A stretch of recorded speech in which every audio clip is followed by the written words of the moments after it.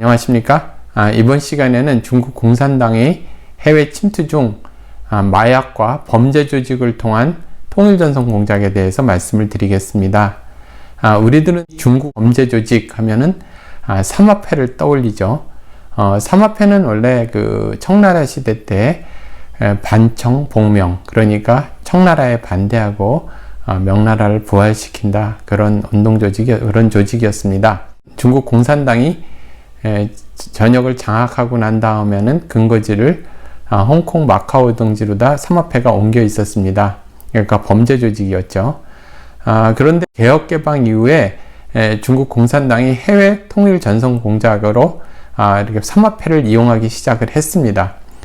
특히 마카오, 홍콩, 대만 침투에 있어서 그 삼합회라는 범죄 조직을 이용하면은 여러 가지 그 불법적이고 탈법적인 일을 하는데 상당히 용이했기 때문에 이들은 통일전선 공작을 범죄 조직과 연계하기 시작을 한 겁니다. 그것이 확대돼서 이제 캐나다, 호주, 또 다른 아시아 국가들 이런 나라의 삼합회를 통해서 해외 통일전선 공작을 수행하고 있습니다. 이런 방식이 상당히 통일전선 공작에 용이한 것은요, 중국 정부나 또 공산당 그리고 그 군부가 직접 나서면은 이제 많은 외교적 마찰과 불법적인 문제들, 국제 문제들이 발생을 하는데, 이렇게 그 지하에서 그리고 불법적으로 범죄 조직을 이용하고 뒤에는 중국 정부 그리고 공산당 그리고 국가안전부, 인민해방군 이런데 이제 그 통일전선 공작 기구들이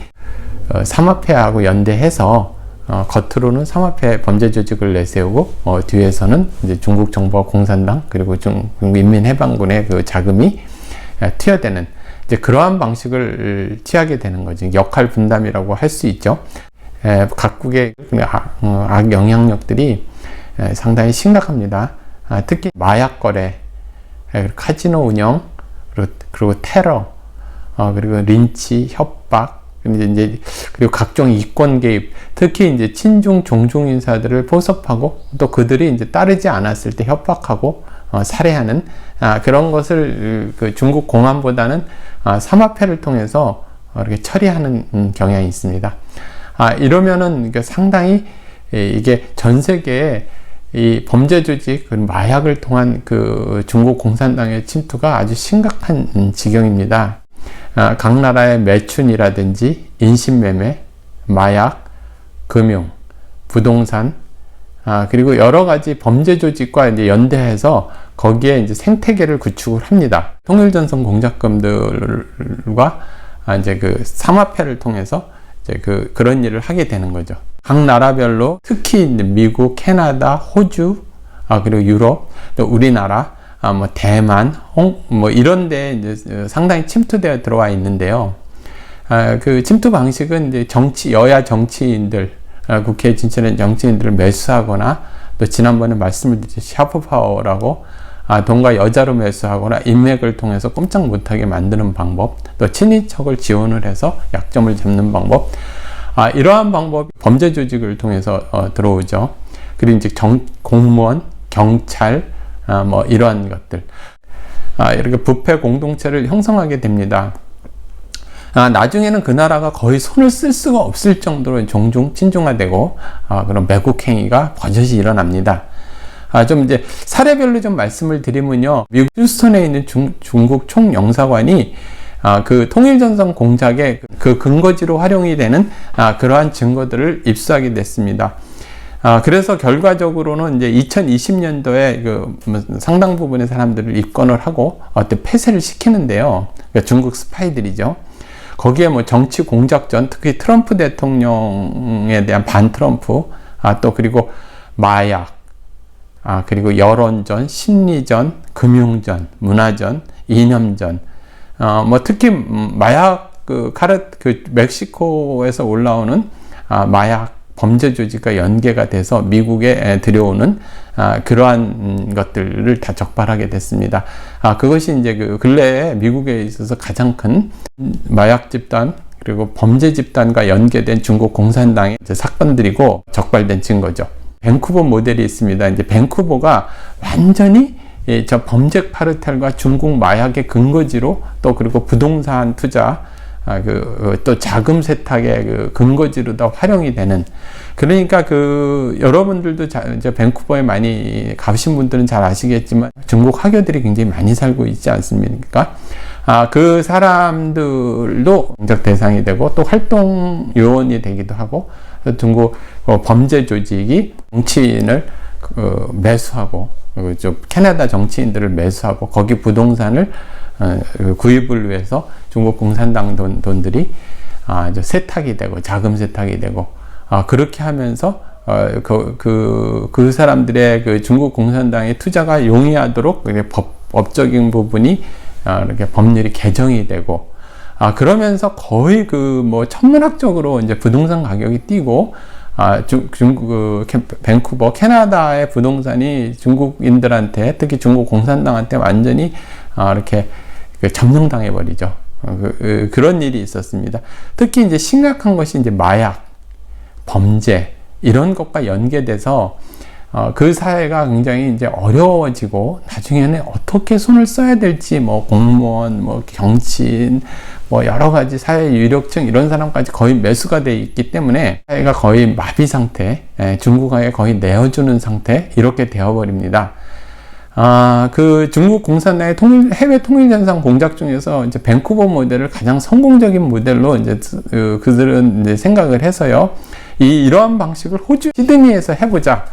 그래서 이제 밴쿠버 성공을 모델로 같은 방식으로 정치인들 매수하고 부동산 사들이고 마약을 유통시키고 범죄 카르텔을 구축하고 화교를 활용하고, 그런 시드니에서도 이런 시도가 있었습니다. 미국과 캐나다, 그리고 호주에서는 이제 반중 정서가 강하게 되고, 또 그리고 지난번 말씀드렸던 그 공자학원, 그러니까 스파이 기관이나 문화 침탈 기관이 되는 공자학원도 다 추방시키고, 또 중국 스파이들도 잡아내고, 또 범죄 카르텔에 대한 대대적인 그 검거와 조사, 이러한 부분들이 있었습니다. 정화가 되고 있죠. 중국 공산당들은 그렇다고 해서 굴하지 않고, 여전히 막대한 영향력을 전 세계의 그 범죄 카르텔을 형성하고 있습니다. 특히 중국 공산당과 상하폐의 결합, 그 연대는 그러니까 국제 마약 카르텔을 구축하고 있는데요. 주 생산지는 중남미에서 마약을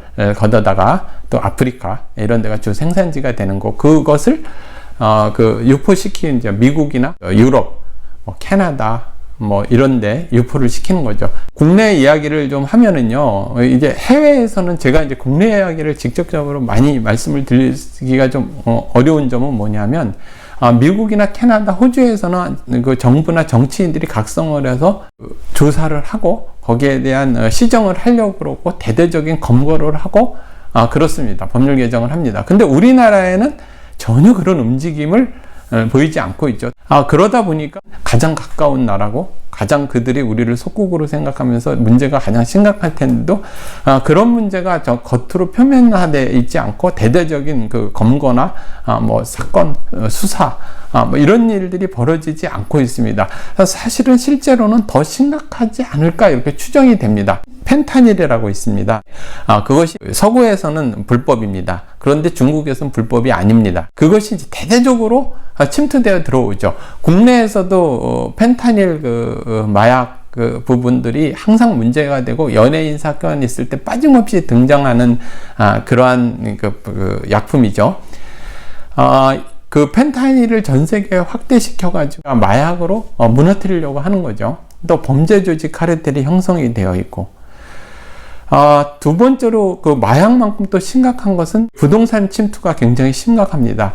그것이 이 단순한 부동산 투자가 아니고요. 내국인들은 상당히 규제를 받는 반면에 자유롭게 그들은 공산당 자금들이, 중국 돈들이 들어와서 자금 세탁을 해서 사들입니다. 그래서 부동산이 침탈당하고요. 또 그러한 것들이 지역 경제, 또 그리고 정치인들의 막강한 영향력으로 행사가 됩니다. 심지어는 우리나라에서는 이러한 사람들이 이제 참정권도 갖게 됐죠. 그 당시 민주당 정치인들이 막 신년에 막 중국 인민들한테 막 인사를 하고 세외 인사를 하고 이러는 것을 보면서 저 사람들이 미친 사람들 아닌가 이런 생각을 했는데 그것이 이유가 있는 겁니다.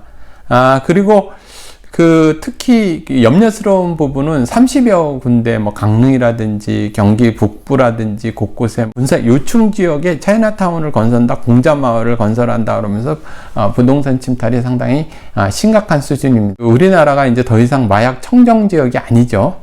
그런데 마약의 주 공급원, 그러니까 유통하는 사람들이 중국 공산당인 것으로 추정되고 있습니다.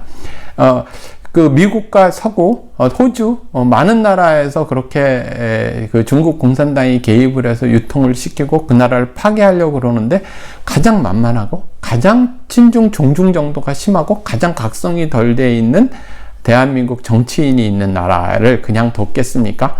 지금도 이러한 부분에 대한 각성이나 이러한 부분의 대대적인 수사나 국회 조사를 하지 않죠. 아무도 하지 않습니다. 언론에서도 조용합니다. 다른 나라에서는 중국 공산당 스파이를 검거하고 삼합회 또 범죄 조직 뭐 이런 거를 검거하고 마약을 단속하는데 중국인들 중국 공산당의 침략을 찾아내고 있는 반면에 우리는 아무것도 하지 않고 있습니다.